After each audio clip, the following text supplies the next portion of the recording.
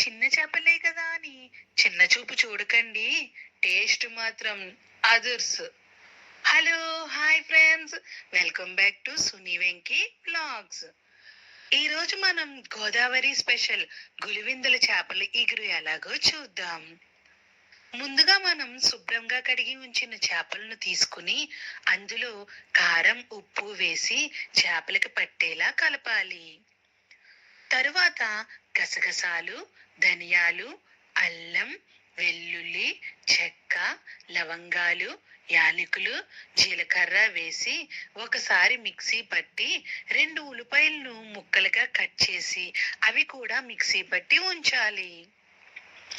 ఇప్పుడు స్టవ్ మీద కడాయి పెట్టి అందులో 2 గరిటెలు నూనె వేసి కాగాక కట్ చేసిన పచ్చిమిర్చి వేసి మనం ముందుగా రెడీ చేసిన మసాలాని వేసి బాగా ఫ్రై అవనివ్వాలి.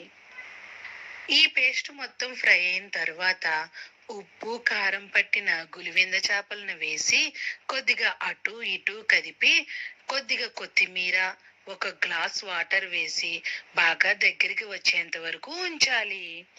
అంతే, ఎంతో రుచికరమైన గులివిందల చేపల ఇగురు రెడీ. సబ్స్క్రైబ్.